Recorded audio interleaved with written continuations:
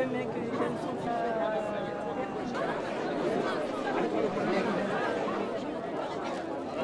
Oh, mais toi, tu es trop forte. Et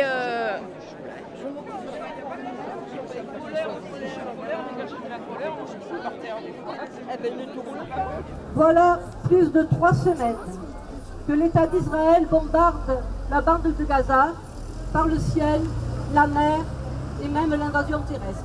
Ils subissent un blocus inhumain depuis 7 ans. La moitié de la population est au chômage et ne vit que de l'aide internationale. Israël contrôle tout et ne laisse entrer ou sortir que ce qu'il veut. J'ai même vu sur Mediapart qu'il contrôle le nombre de calories pour que les gens ne meurent pas de faim, mais à peine juste de quoi bouffer. Et par exemple, pour Noël, eh ben, une année ils n'ont pas droit de chocolat, une autre année ils en ont droit. C'est vraiment Israël qui contrôle tout. Et la frontière égyptienne, elle est fermée aussi. Et l'Égypte n'a laisse quasiment entrer personne, ni sortir bien sûr. Et on demande évidemment la levée du blocus économique de Gaza et une intervention de la France et de l'Union européenne pour qu'ils condamnent sans équivoque cette guerre disproportionnée et qui exige l'application du droit international et par des sanctions économiques immédiates s'il le faut. Sur cette terre, il y a ce qui mérite vie, la vie de fin de septembre, une femme qui sort de la quarantaine, mûre de tous ses abricots, l'heure de soleil en prison, des nuages qui limitent une volée de créatures, les acclamations d'un peuple pour ceux qui montent, souriant vers leur mort et la peur, qu'inspirent les chansons aux tyrans. Sur cette terre, il y a ce qui mérite vie, sur cette terre, sortir la maîtresse de la terre, mère des préludes et des épilogues. On l'appelait Palestine.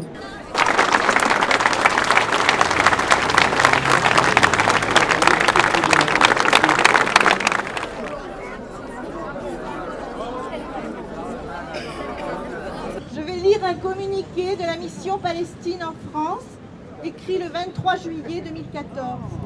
La mission Palestine de France salue les très nombreux rassemblements et manifestations de soutien au peuple palestinien qui se tiennent partout en France avec force et dignité.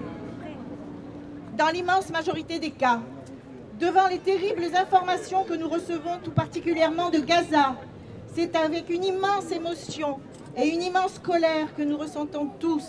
Cette colère ne doit pas se transformer ni en haine, ni en violence. Ceux qui seraient tentés par une telle violence que nous condamnons d'avance doivent savoir qu'elle ne pourrait que nuire à la défense du peuple palestinien.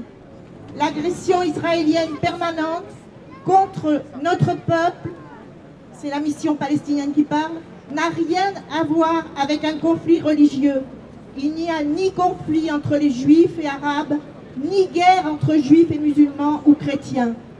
Faire ce genre d'amalgame ne sert pas à la cause palestinienne. Au contraire, cela fait le jeu de ceux qui veulent faire oublier le fond du problème. La colonisation monstrueuse qu'exerce le gouvernement israélien sur notre peuple et sur notre terre, afin de nous empêcher de construire l'État indépendant auquel nous avons droit.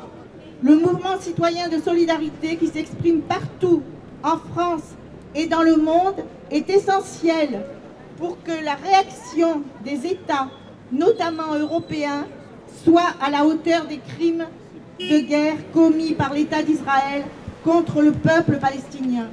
C'est fort de son unité et de sa dignité que nous en sommes persuadés, que ce mouvement continuera à se développer pour peser réellement sur le cours des événements.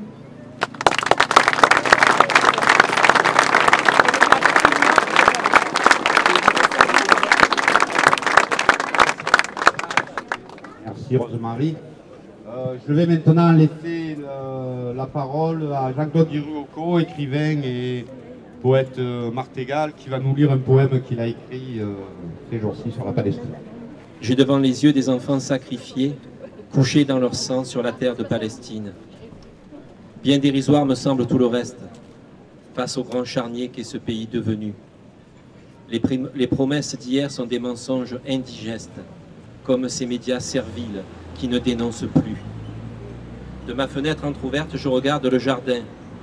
Les roses mêlent leur parfum à celui des glycines. Je pense à ces mères effondrées de chagrin qui gémissent et se griffent le visage sur des ruines. La seule musique que j'écoute est celle du vent.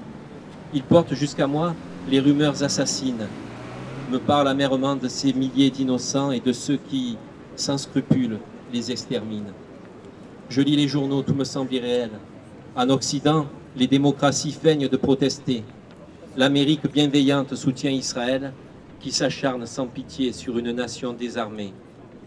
Malgré les communiqués que l'on nous rabâche, les solutions imaginaires, les hypocrites suppliquent. Les dirigeants de ce monde sont des lâches. La paix pour eux n'est qu'un vecteur économique. Ces gens, massacrés comme des bêtes, demeurent à jamais mes frères humains. Je ne suis pas courageux, tout juste un poète, mais je vomis à jamais les gouvernements assassins.